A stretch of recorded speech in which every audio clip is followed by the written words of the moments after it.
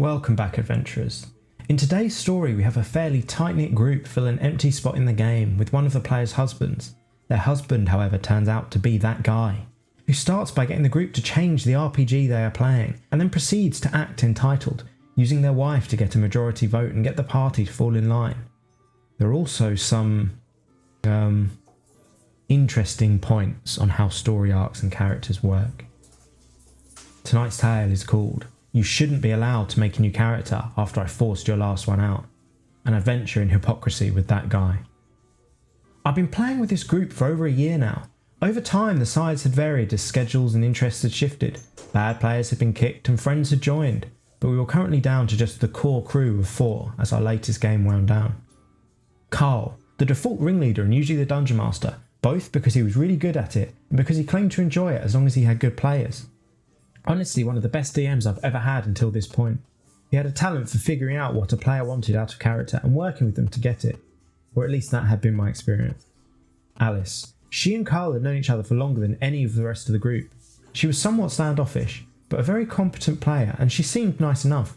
Her and I were friendly, but not in the same way I was with Carl or Dave.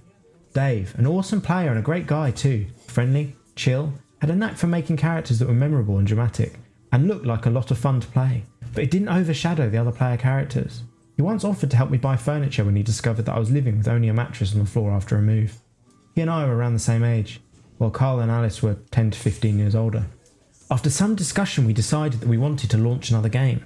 This time we'd be playing Vampire the Masquerade as a Sabbat pack.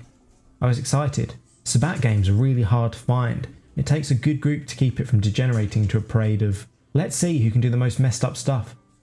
I was confident that I had a good group here. Sadly, Dave started having real life and had to take some time away from gaming, so Alice suggested we bring in her husband, Bob, to fill out the game a bit more.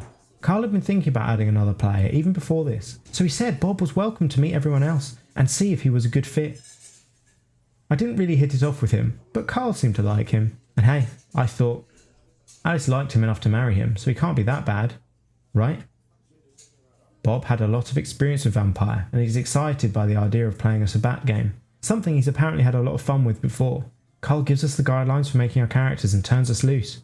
This was standard for our group, with everyone making characters independently, with consultation from Carl, and him suggesting changes as needed to tie them into the story that he had planned. A full month later, the gang has done plenty of hanging out, but we still haven't started the game. I've been done with my character for weeks. And Alice, after some initial struggles with writer's block, is ready to go as well. Bob has no character sheet and no backstory, despite repeated prompting on mine and Carl's parts. Suddenly, he announces that he doesn't feel morally comfortable playing an evil character and doesn't want to play this game. Carl decides to regroup and do something a bit lighter. We're now going to be playing Dungeons & Dragons 5th edition in a homebrew setting. Cool, sounds like fun. Perhaps this should have been the first red flag, that Carl was willing to drop an entire planned campaign to appease a new person who he hadn't actually played a single session with yet. But hey, I like Dungeons & Dragons too, so even though I'm really disappointed, I go along with it. Again, we make characters. I create a half-elf College of Swords bard who was raised in a circus and didn't know how to function without constant changes of scenery in her life. Alice, an endearingly grouchy half-elf Circle of the Moon druid with a love of freedom and corvids. And Bob, an angsty teenage tiefling draconic sorcerer from a podunk town near the Druid's Forest. Around this time, Dave's schedule clears out, so he joins us as well with an honourable warforged battlemaster fighter, searching for the rest of his people, who are a rarity in this game world. The game starts off pretty well. Standard quest to destroy the artifact of doom before the forces of evil use it to open a portal to hell.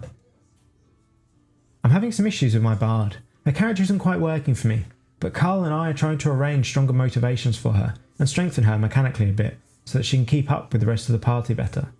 Before long, however, tension starts to build.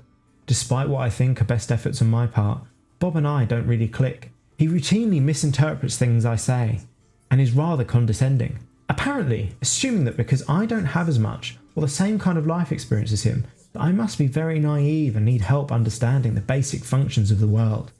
He also frequently assumes that because I'm female, I must be facing discrimination in various areas of my life, and takes the opportunity to tell me how terrible it is, despite my never indicating that such discrimination was occurring. I try to ignore all this, figuring it's a me problem, especially since he and Carl still seem to get along just fine. Although Bob approaches me privately after one session and confides that he thinks the game is boring and that Carl brushes him off whenever he tries to offer suggestions about the game. He asks if I feel the same, and I truthfully tell him that I'm having fun and that I've been playing with Carl for over a year and always found him to be very responsive when I'm having issues with the games. I urge him to talk with Carl, and I never hear about it again, so I assume that it got resolved positively.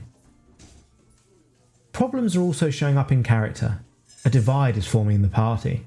Bob's sorcerer and Alice's druid versus my bard and Dave's fighter. They have a very specific vision of being good aligned that they don't feel the bard and fighter meet.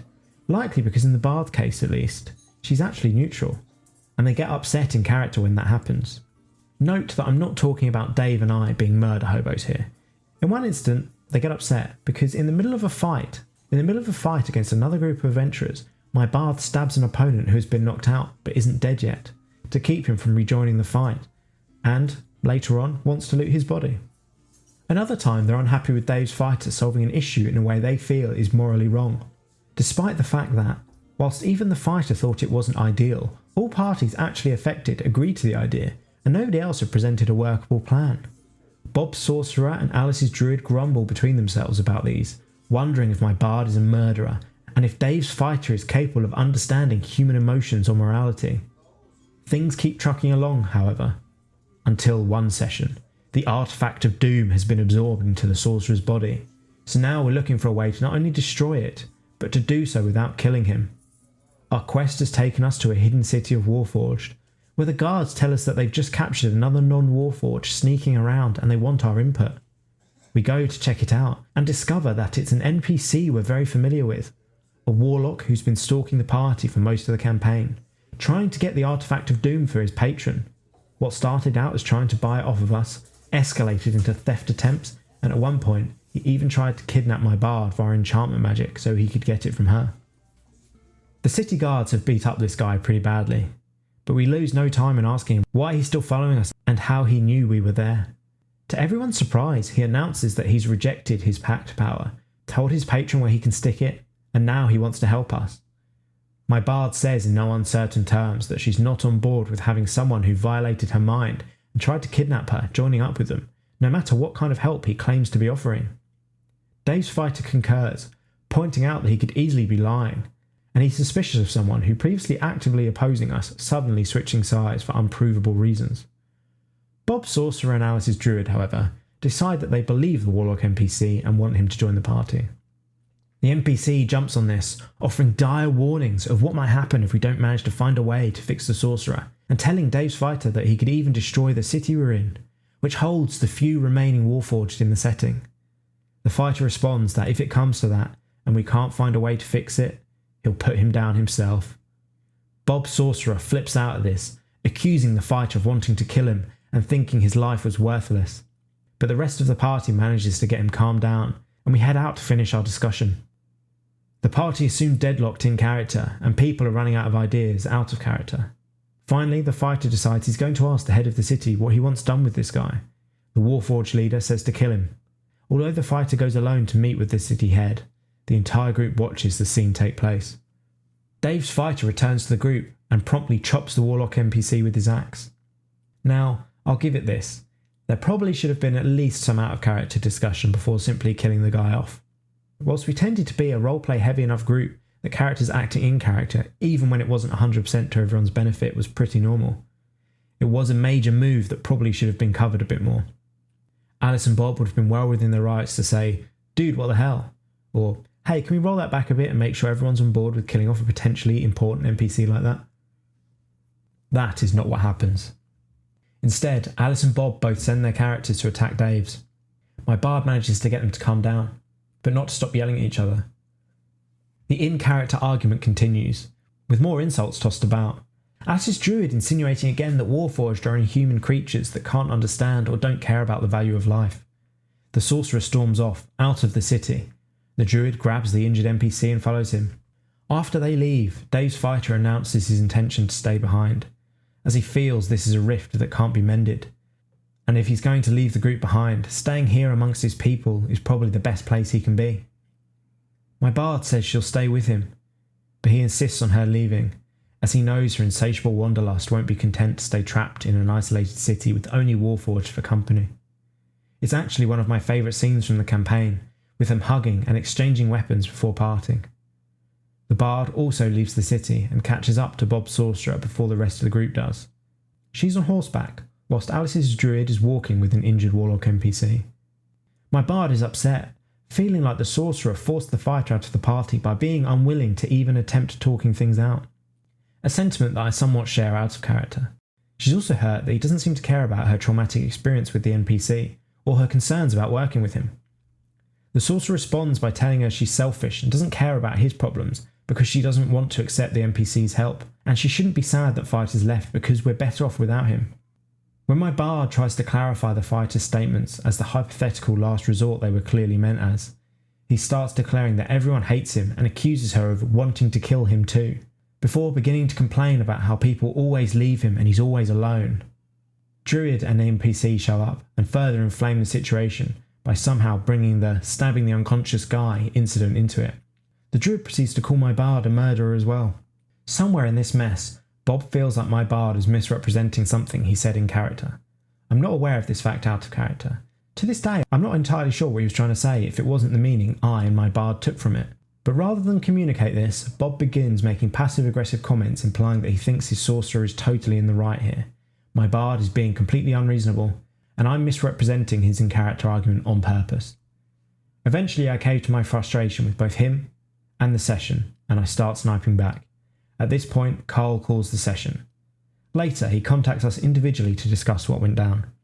I don't know what he says to anybody else, but he and I have a nice talk in which he apologises for having NPC wind sorcerer and druid up more when they were already yelling at my character.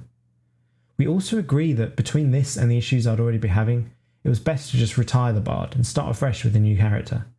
Carl then messages all of the players, reminding us all of the importance of working together and communicating like the adults we are, as well as telling Dave not to make major decisions without consulting the party, and Alice and Bob not to pout in character or go off on other player characters every time something happens that they don't like. I approached Bob to talk about what happened, as I feel that I had some part in what happened and I would like to apologise, as well as being hurt by his assumption that I was deliberately misrepresenting him for the sake of being horrible, particularly when he so regularly misunderstood me himself. He refuses to talk about it, or hear an apology for me, or apologise himself, saying he wants to forget it ever happened and move on. I really would prefer more closure, but defer to him and drop the matter. Next session, Dave and I both have new characters. Dave has made a sheltered rich kid divination wizard with a fighter dip, and I've made a well-meaning but trailer-parky Oath of Redemption paladin celestial pact warlock. They're both pretty unambiguously heroic characters, and have personal goals and motivations that should slot in well with both the main quest and the druid and sorcerer's morality. Their intro goes pretty smoothly, until about 3/4 of the way through, when Bob gets up and leaves with no explanation.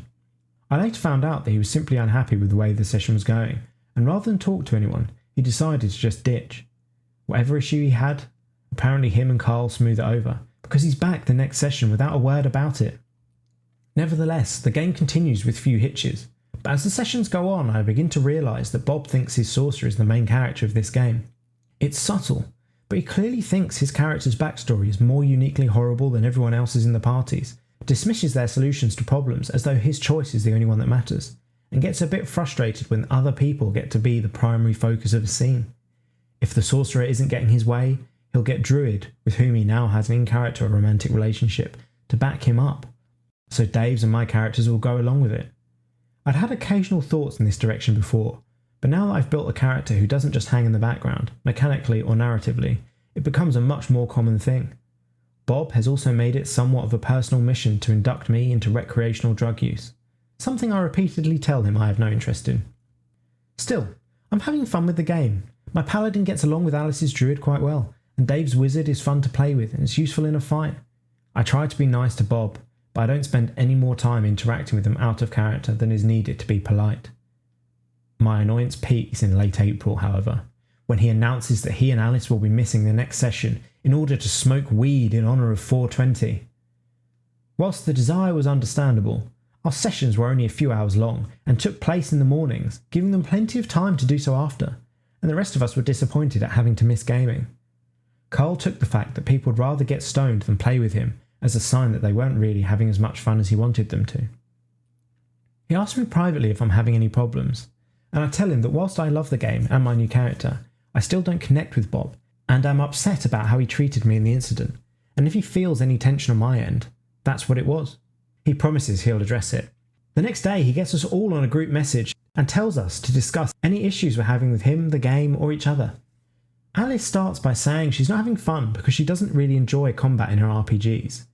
We normally play games that are much more friendly to non-combat support characters, and her free time has become much more limited since she started a new job, with longer hours, so she'll be dropping out. We tell her we're sorry to see her go, but we understand.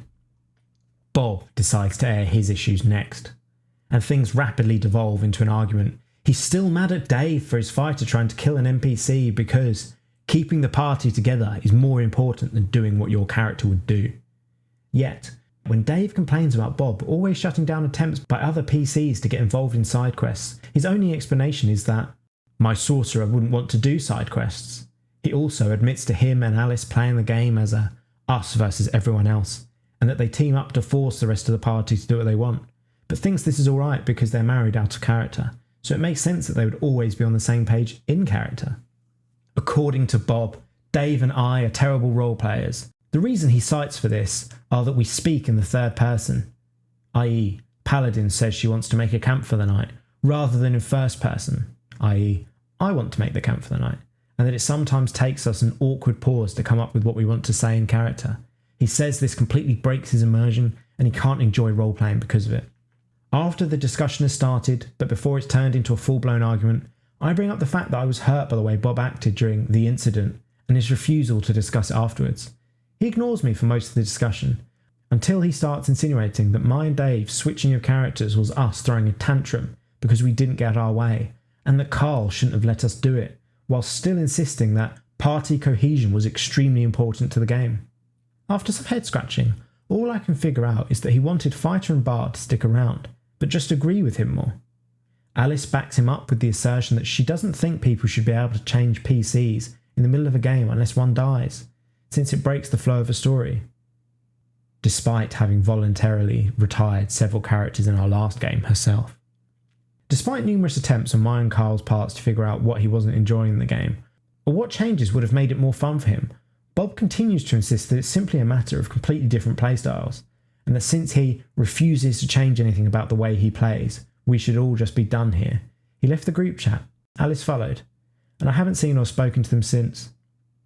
With half the party gone, Carl ended the game and decided not to restart, since he was already a player in another one and felt like gaming was taking up more of his time than he'd like it to. We still talk occasionally, but haven't played together since. Dave and I rejoined another game, but it fizzled out before it really started. Then real life started again for both of us. We drifted apart. He hasn't responded to any of my recent messages, either with game opportunities or just to check in. Perhaps I shouldn't lay all the blame at Bob's feet, but I can't help but feel like he ruined not only a gaming group, but several of the only real friendships that I had at the time. And there we have it. A sad ending to our tale today. It is never fun to lose friends and a game you're enjoying at the same time. The way this story is written, both Alice and Bob really seem to push a toxic environment on everyone involved in the game. There's a clear mindset of this is our game and you're along for the ride, in the way that they openly admitted that they worked together to force the party into doing what they wanted to do, and that party cohesion was more important than playing your character. I think the old adage, when you point fingers there are three fingers pointing back at you, applies when it comes to the way that Bob criticises others, and there may have been some projection coming into play here. For example, calling others terrible roleplayers and saying that they can't get immersed for it. I'm not going to call out anyone's ability to roleplay into question here. I don't know them, but I do know that if a player talking in third person to outline a character action is immersion breaking, then perhaps you need to look at yourself first. Then claiming that changing characters is equivalent to the players throwing a tantrum. I mean, what? Alice backs him up with the character change issue and states that players should only be able to change characters when the character dies. Not only being hypocritical, which is a nice reflection into the mind of these two. Bob, who has some high-level requirement for what constitutes as roleplay, and Alice seem to show a nice lack of understanding on how story arcs, character progression, and tabletop role-playing actually function. Players can swap characters for any reason they want.